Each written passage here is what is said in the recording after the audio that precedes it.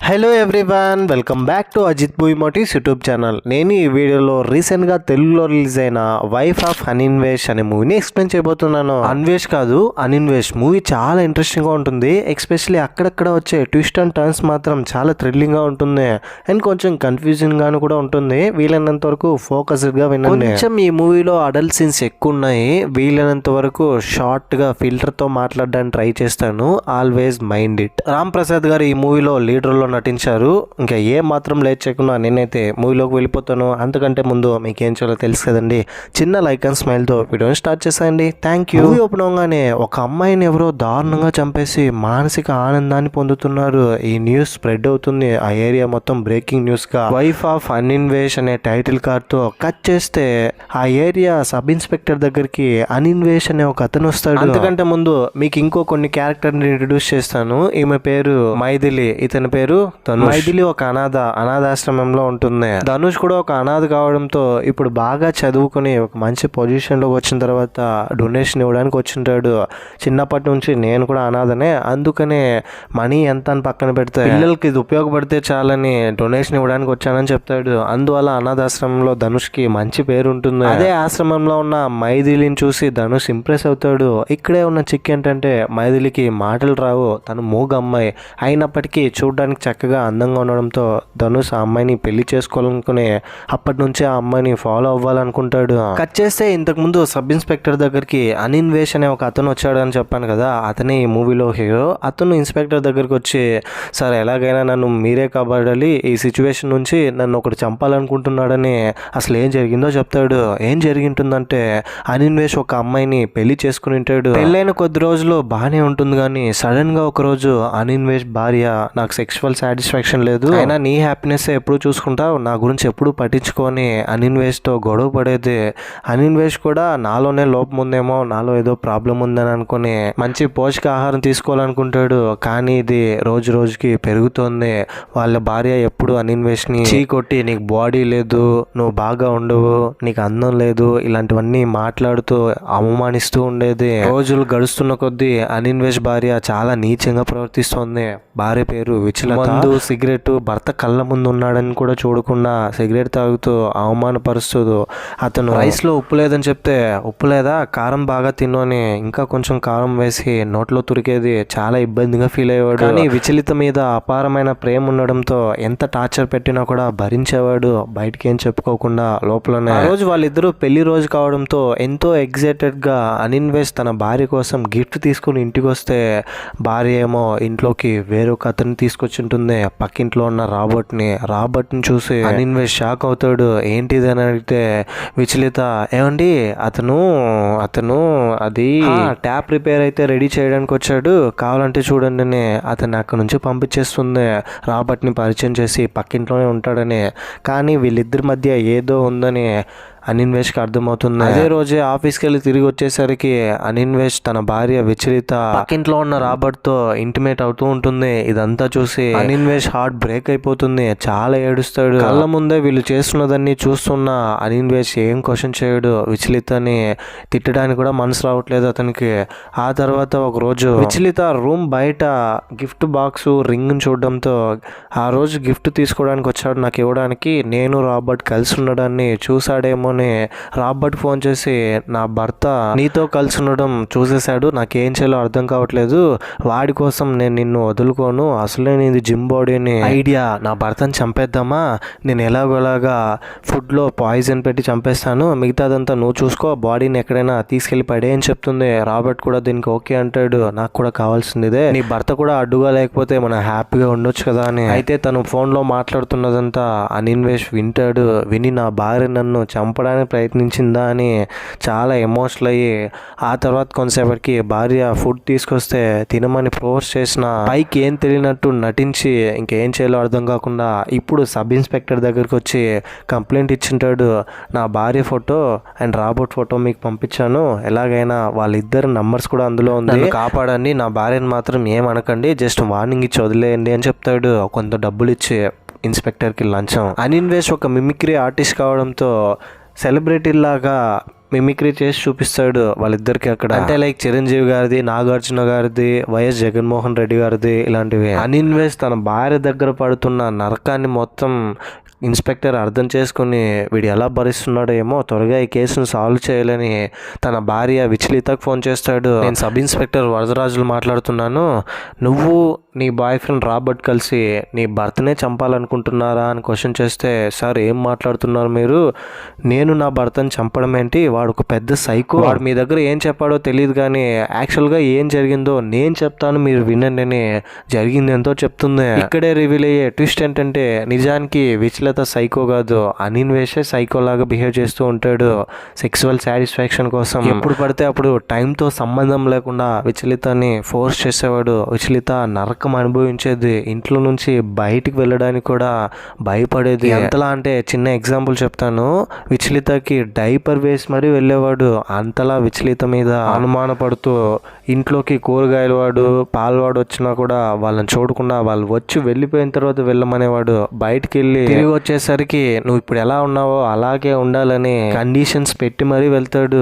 చాలా అంటే చాలా నీచంగా బిహేవ్ చేస్తాడు విచలిత దగ్గర. ఒక రోజు వాచ్మెన్ తో ఏదో మాట్లాడుతుందని విచలితని అనిన్వేష్ పట్టుకొని బాగా కొడతాడు, రక్తం వచ్చేలా చాలా టార్చర్ అనుభవిస్తుంది. ఇంట్లో ఉన్న ఒక చేపతో తన బాధలన్నీ చెప్పుకుంటుంటే ఇది విన్న అనిన్వేష్ ఏం చేస్తాడంటే ఆ చేపని ఫ్రై చేసి తన నోట్లో పెట్టి బాగుందని అడిగితే బాగుందని చెప్తుంది. అయితే చేపకి థ్యాంక్స్ చెప్పని తను ప్రేమగా చూసుకుంటున్న చేపనే చేసి పెట్టానని ఒక టైప్ ఆఫ్ మానసిక ఆనందాన్ని పొందేవాడు. సార్ నేనే వాడి దగ్గర టార్చర్ అనుభవిస్తున్నాను సార్ అని ఇదంతా ఇన్స్పెక్టర్ వరదరాజులతో విచలిత చెప్తే అంతా ఓకే, కానీ రాబర్ట్ గురించి ఏం చెప్పలేదు ఏంటంటే, అదా సార్ రాబర్ట్ మా పక్కింట్లోనే ఉంటాడు, ఒకరోజు తన కొరియర్ మా ఇంట్లోకి వచ్చిందని తీసుకెళ్ళడానికి వస్తే ఆ టైంలో అనిన్వేష్ చూడడంతో పెద్ద గొడవ చేసి నన్ను బాగా కొట్టాడు సార్, అది జరిగింది, ఎలాగైనా నన్ను కాపాడండి అని నేను మిమ్మల్ని అడగను, నా జీవితం ఇంతే, నన్ను ఎవరు కాపాడలేరు, నాలాగా ఇలాంటి భర్తలతో బాధను అనుభవిస్తూ ఉన్న ఎంతో మంది ఆడవాళ్ళు ఈ భూమి మీద ఉన్నారు, నేను ఎంత సార్ అని అతనితో చెప్తుంది. ఇదంతా విన్న ఇన్స్పెక్టర్ వరదరాజులకి ఏం అర్థం కాదు. వాడేమో తను ఇబ్బంది పెడుతుంది అంటాడు, ఈమెమో వాడే సైకో అంటుంది. నాకేం చేయాలో అర్థం కావట్లేదు, ఎవరు నమ్మాలి ఎవరు నమ్మకూడదని అర్థం కాని స్టేజ్ లో ఉంటాడు. ఇంకోవైపు ధనుష్ గురించి చెప్పాను కదా, అనాథాశ్రమానికి ఫండ్స్ ఇస్తుంటాడని అతను మైథిలిని ఫాలో అవుతాడు. మైథిలితో కమ్యూనికేట్ అయ్యి కాఫీ తాగడానికి పిలిస్తే నాకు టైం లేదని అక్కడ నుంచి వెళ్ళిపోతుంది. నెక్స్ట్ టైం ఖచ్చితంగా కలిస్తే కాఫీ తాగడానికి వస్తానని. దాంతో అక్కడ నుంచి ధనుష్ పింకీ అనే ఒక ప్రాస్టిట్యూట్ ఉమెన్ దగ్గరికి వెళ్తాడు. అక్కడికి వెళ్ళి ఆ అమ్మాయితో టైం స్పెండ్ చేయాలనుకుంటాడు. నా దగ్గర చాలా డబ్బు ఉంది, నాకు జెన్యూన్గా ఉండే అమ్మాయి కావాలి, ఆ అమ్మాయినే నేను ప్రేమించి పెళ్లి చేసుకోవాలనుకుంటున్నానని పింకీతో అతని ఫీలింగ్స్ అన్నిటినీ షేర్ చేసుకుంటాడు. పింకీ కూడా అతని బాధ అర్థం చేసుకుని ధనుష్తో ఫ్రెండ్లీగా ఉంటుంది. ఇంకోవైపు సబ్ ఇన్స్పెక్టర్ వరదరాజులు ఏం చేయాలో అర్థం కాకుండా ఎవరు నమ్మాలనుకుంటూ, సరే ఎలాగో రాబర్ట్ నంబర్ ఉంది కదా అతనికి ఫోన్ చేద్దామని రాబర్ట్ ఫోన్ చేస్తే రాబర్ట్ ఫోన్ తీసి, సార్ నేనే మీకు కాల్ చేయాలనుకున్నాను, ఈలోపు మీరే చేశారు, నేను ఎలాగైనా కాపాడాలి సార్ అని అంటాడు. ఏంటయ్యా నీకేం ప్రాబ్లం అని అంటే, ఆ అనిన్వేష్ గాడు విచలిత నా గురించి ఏం చెప్పారో నాకు తెలియదు, వాళ్ళు మాయగాలు సార్, వాళ్ళని నమ్మకండి అని చెప్తాడు. ఇది వినంగానే షాక్ అవుతాడు, ఏంట్రా ఇది మళ్ళీ ఇంకో ట్విస్ట్ అని. ఇంతటితో ఇంటర్వెల్. సెకండ్ హాఫ్లోకి వెళ్ళబోయే ముందు మీకు కనుక నా ఎక్స్ప్లెనేషన్ నచ్చితే మరిన్ని ఇలాంటి ఎన్ఎఫ్ ఎక్స్ప్లెనేషన్ వీడియోస్ కోసం మన ఛానల్ని సబ్స్క్రైబ్ చేసి బెల్ ఐకాన్ క్లిక్ చేసేయండి. Thank you. సెకండ్ హాఫ్ ఒప్పునగానే, ఏంట్రా రాహుల్ ఏం మాట్లాడుతున్నావు, ఆ విచలిత అన్వేష్ గురించి తప్పుగా మాట్లాడుతున్నావు, ఏం జరిగిందిరా అంటే రాబర్ట్ అతని పాయింట్ ఆఫ్ వ్యూలో అతనికి జరిగిన అన్యాయం గురించి చెప్తాడు. రాబర్ట్ ఎప్పట్లాగానే ఆఫీస్కి వెళ్ళి తిరిగి ఇంటికి వస్తుంటే అనిన్వేష్ విచలిత వీళ్ళిద్దరూ కలిసి రాబర్ట్తో ఫ్రెండ్షిప్ చేసుకుంటాడు. వీళ్ళ ముగ్గురు మధ్య మంచి బాండింగ్ ఏర్పడుతుంది. ఒకరోజు విచలిత బర్త్డే కావడంతో తన బర్త్డేకి రాబర్ట్ తన గర్ల్ ఫ్రెండ్ తీసుకెళ్తాడు. పార్టీ అంతా అయిపోయిన తర్వాత అందరూ వెళ్ళిపోతుంటే రాబర్ట్ తన గర్ల్ ఫ్రెండ్ని ఎక్కడికి వెళ్తున్నావు, ఇక్కడే స్టే చేయి ఈ రోజుని వాళ్ళ ఇంట్లోనే పడుకోబెట్టి వాళ్ళు ఇంటిమేట్ అయ్యేలా చేస్తారు. ఆ తర్వాత నెక్స్ట్ డే రాబర్ట్ని విచలిత పిలిచి, విచలిత రాబర్ట్ తన గర్ల్ ఫ్రెండ్ ఇద్దరు ఇంటిమేట్ అవుతున్న విజువల్స్ ని ఫోన్ లో క్యాప్చర్ చేసి బ్లాక్మెయిల్ చేస్తుంది. ఇది గనక నేను సోషల్ మీడియాలో పెట్టకుండా ఉండాలంటే నువ్వు నాతో కలిసి టైం స్పెండ్ చేయాలి, ఫిజికల్ హ్యాపీనెస్ ని ఇవ్వాలి నాకని చెప్తుంది. ఏం మాట్లాడుతున్నావు విచలిత, ఈ విషయం అనిన్వేష్ తెలిస్తే ఏమవుతుందో తెలుసా అంటే అదంతా నాకు తెలియదు, ఈ వీడియో వైరల్ కాకుండా ఉండాలంటే నువ్వు నాతో ఉండాలని చెప్తుంది. ఇంకా వేరే ఆప్షన్ లేక రాబర్ట్ విచలితతో కలిసి ఉంటాడు. అదే టైంలోనే అనిన్వేష్ అక్కడికి వచ్చి రాబర్ట్ని చూసి నన్నే మోసం చేస్తావని రాబర్ట్ని బెదిరిస్తే రాబర్ట్ని సార్ నాకేం తెలియదు సార్, అంతా మీ ఆవిడే చేసింది, మీ ఆవిడే నన్ను ఫోర్స్ చేసి కలవమనింది అని అంటే సరే అయితే నేను కూడా నీతో కలిసి ఉండాలనుకుంటున్నానని అనిన్వేష్ విచలిత వీళ్ళిద్దరూ కలిసి రాబర్ట్తో కలిసి ఉంటారు. రేపు నీ గర్ల్ ఫ్రెండ్ తీసుకురా, నీ గర్ల్ ఫ్రెండ్తో నేను కలిసి ఉంటాను, నా భార్యతో నువ్వు కలిసి ఉంటూలే, ఎలాగైనా తీసుకొస్తావు కదా లేదంటే వీడియో వైరల్ అయిపోతుందని బెదిరిస్తాడు. దాంతో రాబర్ట్ ఏం చేయాలో అర్థం కాదు. ఎలాగైనా వాళ్ళ దగ్గర నుంచి రాబర్ట్ తన గర్ల్ ఫ్రెండ్ తో కలిసి ఉన్న వీడియోస్ అన్నిటిని డిలీట్ చేయించి కాపాడుకోవాలనుకుంటాడు అతన్ని, అతని గర్ల్ ఫ్రెండ్ ని. ఇదంతా ఇన్స్పెక్టర్ తో చెప్తే వీడేంటి ఇంకో వర్షన్ చెప్తున్నాడు, అసలు ఏం జరుగుతోంది, ఎవరు చెప్తున్నది నమ్మాలి, ఎవరు చెప్పేది నమ్మకూడదు, నాకేం అర్థం కావట్లేదు, ఒక కేసులో ఇన్ని ట్విస్టులు ఏంటి, ఇన్ని మలుపులు ఏంటని వరదరాజులు ఏం అర్థం కాకుండా చాలా ఫ్రస్ట్రేట్ అయిపోతాడు. ఇంకోవైపు ధనుష్ పింకీతో కలిసి ఒక రిసార్ట్ బుక్ చేసుకుని టైం స్పెండ్ చేస్తుంటాడు కదా. పింకీ ధనుష్కి నచ్చడంతో పింకీకి ప్రపోజ్ చేస్తాడు, నీతో కలిసి లైఫ్ లాంగ్ ఉండాలనుకుంటున్నానని చెప్తాడు. పింకీ కూడా ధనుష్లోని నిజమైన ప్రేమను అర్థం చేసుకుని అతనితో కలిసి ఉండాలనుకుంటుంది. కట్ చేస్తే ఇక్కడే రివీల్ అయ్యే ట్విస్ట్ ఏంటంటే మూవీ స్టార్టింగ్లో ఒక అమ్మాయిని ఎవరో ఒక అతను కిరాతంగా చంపి మానసిక ఆనందాన్ని పొందుతున్నాడని చెప్పాను కదా, అది ఎవరో కాదు ధనుషే పింకీని చంపేస్తుంటాడు. ఇప్పుడు పోలీసులకి ఆ డెడ్ బాడీ దొరికి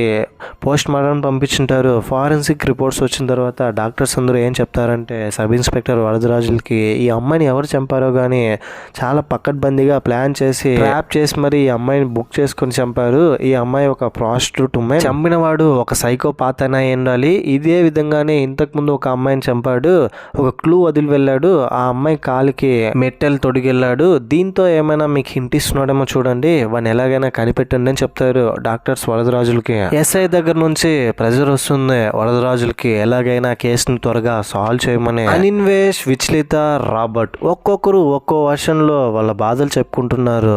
ఒక్కొక్క కేసులో ఒకరేమో విలన్స్గా ఉన్నారు, ఇంకొకరు హీరోస్లో ఉన్నారు.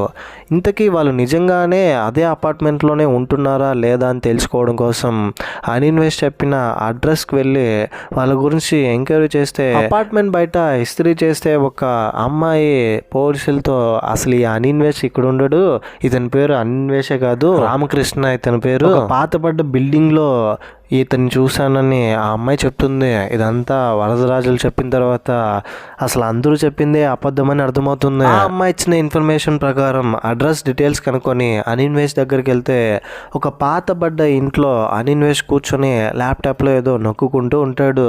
ఇదంతా బయట నుంచి చూసిన ఇన్స్పెక్టర్ వరదరాజులు అనిన్వేష్కి ఫోన్ చేస్తే సార్ నేను అన్నపూర్ణ స్టూడియోలో డబ్బింగ్ చెప్తున్నాను, ఎలాగైనా రాబర్ట్ దగ్గర నుంచి నన్ను కాపాడండి సార్ అని అంటాడు ఏడుస్తూ. అన్నపూర్ణ స్టూడియోలో ఉన్నానని అబద్ధం చెప్తున్నాడు ఏంటని విచలితకు ఫోన్ చేస్తే మళ్ళీ అక్కడే విచలిత వాయిస్ వినపడుతుంది. ఏంటా అని వెళ్ళి చూస్తే అనిన్వేషే విచలిత లాగా వాయిస్ మార్చి మాట్లాడతాడు. సార్ నా భర్త దగ్గర నుంచి ఎలాగైనా కాపాడండి సార్, ఎన్నాళ్ళు నేను ఈ నరకం అనుభవిస్తానని. ఫోన్ కట్ చేసి రాబర్టే ఇంకా మిగిలి ఉండేదని రాబర్ట్ ఫోన్ చేస్తే రాబర్ట్ లాగా కూడా వాయిస్ మార్చి అనిన్వేషే మాట్లాడతాడు ముగ్గురులాగా.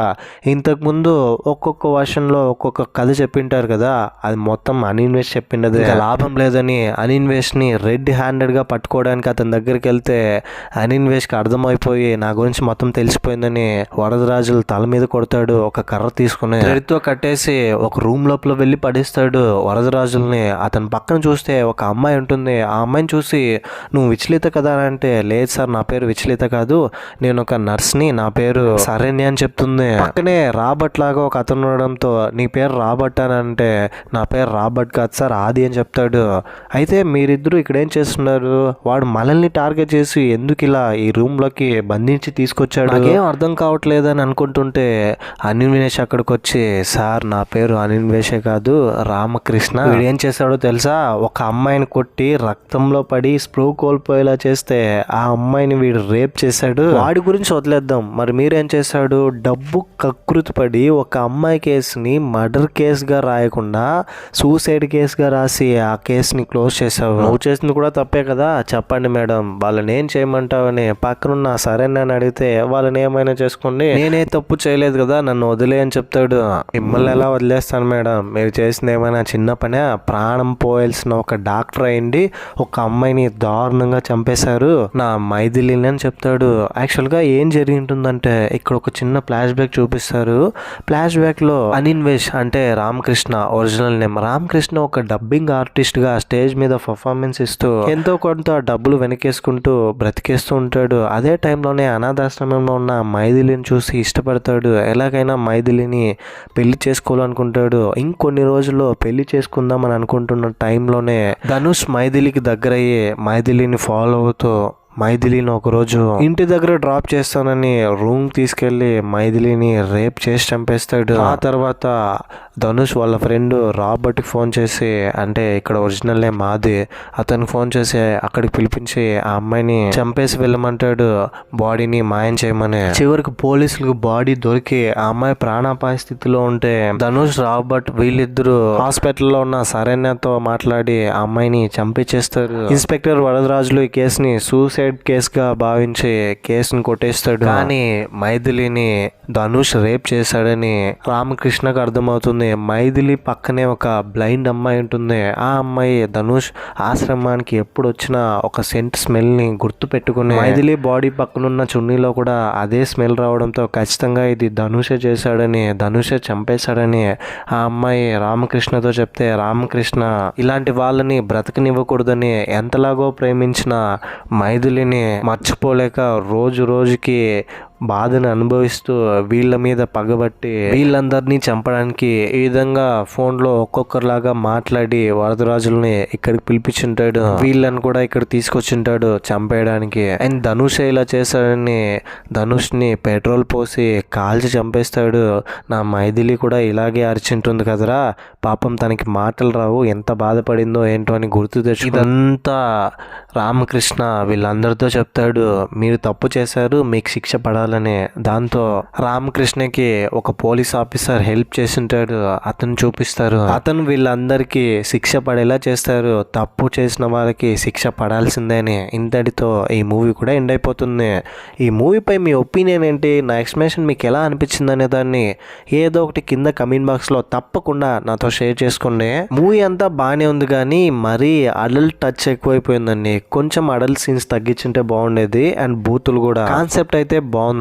ఇంతకంటే మరిన్ని interesting movies and explanation videos కోసం మన ఛానల్ని సబ్స్క్రైబ్ చేసి బెల్ ఐకాన్ క్లిక్ చేయండి. ఇంకో ఇంట్రెస్టింగ్ మూవీ ఎక్స్ప్లెనేషన్ వీడియోతో మీ ముందు ఉంటాను.